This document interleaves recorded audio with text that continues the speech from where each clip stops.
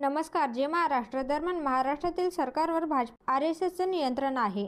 एकनाथ शिंदे हा फक्त मुखवटा आहे. दोन समाजात भांडण लावायचे, फूट पाडा आणि राज्य करा ही ब्रिटिशांची रणनीती तीच भाजपाची आहे. जरांगे आमचाच कार्यकर्ता असल्याचं मुख्यमंत्री एकनाथ शिंदे यांनीच सांगितल्याचं गौप्यस्फोट करत काँग्रेस प्रदेशाध्यक्ष नाना पटोले यांनी महायुतीवर निशाणा साधला आहे. दरम्यान मराठवाडा विभागातील नवनिर्वाचित खासदारांचा सत्कार सोहळा आणि कार्यकर्ता मेळावा लातूर येथे आयोजित करण्यात आला होता. त्यावेळी नाना पटोले म्हणाले की मराठ्यांच्या आरक्षणाची लढाई ओबीसी धनगरांच्या आरक्षणाची लढाई असेल. मी विधान भवनाच्या पायऱ्यांवर उभा होतो. एकनाथ शिंदे आमच्याकडे आले. महाराष्ट्रात जे काही चालले ते बरोबर चाललं नाही असं मी त्यांना सांगितले. त्यावेळी तो आमचाच कार्यकर्ता आहे. जरांगेंना मुख्यमंत्री त्यांचा कार्यकर्ताच सांगत होते. त्याचा करेक्ट कार्यक्रम करणार असे एकनाथ शिंदेंनी सांगितले आहे.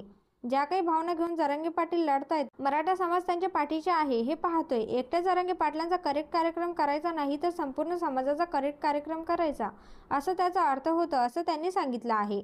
दरम्यान त्याशिवाय सरकारच्या मंत्रिमंडळातील अर्धे मंत्री ओबीसींकडे जातात, अर्धे मंत्री मराठा समाजाकडे जातात. मग विरोधी पक्ष काहीच बोलत नाही असं बोलतात. मराठा समाजाला आरक्षण देण्यास आम्हाला काही अडचण नाही. कुणाच्या तोंडचा घास हिसकावून देऊ नका एवढीच आमची भूमिका आहे हे आम्ही बैठकीत सांगितले आहे. सरकारने तीच भूमिका ठेवली पाहिजे. तुम्हीच गुलाल उडवला, काय झालं, कशासाठी गुलाल उडवला हे विरोधी पक्षाला सांगितले नाही. महाराष्ट्र विकायचा, गुजरात धार्जिना करायचं हे सगळी पापे सुरू आहेत. 2014 मध्ये आम्ही आरक्षण देतो असं तुम्ही आश्वासन दिले. राज्यात देशात तुमचं सरकार आहे, मग आरक्षण देण्यापासून तुम्हाला थांबवले कुणी? मुद्दामून नौटंकी करायची, दोन समाजात भांडण ठेवायचं, फूटपाडा आणि राज्य ही ब्रिटिशांची रणनीती होती तीच भाजपाची आहे.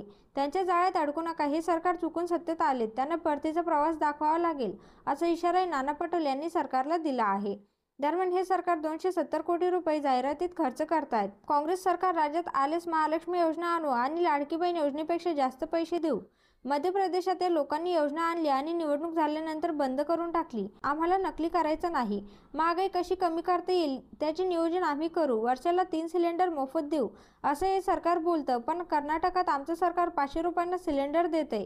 2014 पासून 2024 पर्यंत मोदींनी इतक्या घोषणा केल्या, त्या घोषणा तुम्हालाही आठवत नाही आणि आम्हालाही आठवत नाही. 15 लाख खात्यात टाकू, 2 कोटी वर्षाला रोजगार देऊ असं बोलले होते. फडणवीस सांगतात लोकांची स्मरणशक्ती कमी आहे असं सांगत नाना पटोले यांनी भाजपावर घणाघात केला आहे.